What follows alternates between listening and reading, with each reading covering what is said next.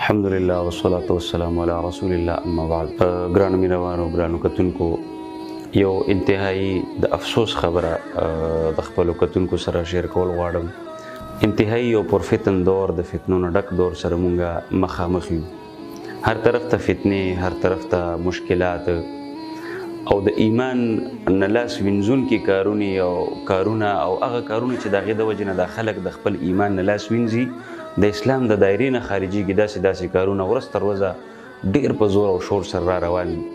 پرون خبره ده د سوشل میډیا زمونږ د دې دور یو غټه فتنه، د غټو فتنو نه په سوشل میډیا باندې یو مختصر کلیپ مې مخې ته راغی او په هغې کې یو صاحب لګیا دی د یو زنانه سره، یو لاونج دی، یو مطلب چمن کې لګیا دی، خبرې اترې کوي. د هغې نه مخکې د هغې دواړو څه خبرې شوي هغه ماته پته نشته دی. خو دا صاحب هغه زنانه سره لګیا دی او هغې سره دا خبره کوي چې یاره دا موسیقي وایي دا خو د روح غذا ده، او د هغې نه مخکې د هغې نه بالا افسوس او انتهایی چې د دک او د درد کومه خبره ما واورېده د هغه صاحب د خولې نه، نو هغه دا خبره وکړه لکه څنګه په خوشوازۍ سره دا تلاوت دا د روح غذا، نو بالکل همدارنګې دا موسیقي دا د روح غذا ده. افسوس، صد افسوس ځان ته مسلمان وي. او بیا دا خلک چې کله مونږ داسې خبرې کوو نو وایي دا مولا ډېر تنګ نظره دی، وایي دا مولا چې کوم دی د ده سوچ وایي ډېر محدود دی. مونږ د الله په فضل سره نه تنګ نظره یو، نه د الله په فضل سره زمونږ سوچ محدود دی. ها، د اسلام چې کوم حدود او کوم دایره ده هغې پورې مونږ خپل ځان محدود ساتلی، ځکه چې مونږ ته زمونږ اسلام دا خبره کوي. نو که چېرته دغه تنګ نظري وي نو بیا خو تاسو مطلب دا دی چې د اسلام نه بغاوت هغه وسط نظري ګڼئ، چې یاره د کوم سړي د اسلام نه، د اسلام د حدودو نه بهر د هغه سوچ ځي، د هغه یاره هر کار روا دی او هر کار جایز دی، نو بس خبره صحیح ده. بیا خو د اسلام او د غیر اسلام د سره ناړو ته خبره مه کوه. زه خو چونکې مسلمان یم او د اسلام په بنیاد باندې د اسلام د وجې نه د اسلام چې کوم حدود دي، اسلام چې کوم ماته مقرر کړي، زه به د هغې دننه ژوند تېروم، زه به بل تم تلقین کوم، زه به بل تم اصلاح کوم، زه به بل تم ترغیب ورکوم او د خپل ځان دپاره به زما کوشش عمده وي. نو دا انتهایی د افسوس خبره ده چې د دې دور یو مشر، یو لیډر د بعضې خلکو هغه راپاسي او هغه دا خبره کوي او کمپیریزن موازنه کوي لکه څنګه وایي تلاوت د روح غذا، وایي دارنګې دا موسیقي، دا تغني دا هم باقاعده د روح غذا ده. د محمد رسول الله صلی الله علیه وسلم قربان شم د هغه د نبوت د حقانیت نه، قربان شم د هغه د خبرو نه.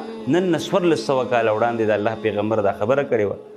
صحیح بخاری کې امام بخاری رحمت الله علیه دا حدیث را نقل کړی دی، وی لیکونن من امتی اقوام، وی خامخا لازما به زما د دې امت نه داسې خلک راپاسیږي یستحلون الحر والحریر، چې هغوی به دا شرمګاه د ځان دپاره حلال ګڼي، هیلې به ورته جوړې کړي، بهانې به ورته جوړې کړي او په بانه باندې به بدکاریانې کوي، خپې به ورته اوبو ته کړي د پښتو خبره. والحریر د ځان دپاره به دا ریخم چې کوم دی دا به باقاعده حلال ګڼي. اور دارنګې دریم ټکی رسول الله صلی الله علیه وسلم فرمایي والخمر، دا شراب، دی شرابو ته به نور نومونه ایښي په بل نوم باندې او ځان دپاره به د حلت فتوا د بعضې مولیانو نه، د بعضې علماو نه راغستي. والمعازف، او څلورم ټکی پکې رسول الله صلی الله علیه وسلم مبارک فرمایي چې زما د دې امت نه به خامخا داسې خلق وي چې هغوی به دا د ټنګ ټکور آلات دا به حلال ګڼي، باقاعده یستحلون معنا حلال ګڼل، او باقاعده یو کمپیټیشن او باقاعده په هغې باندې فخر کول او باقاعده د هغې دپاره ترغیب ورکول.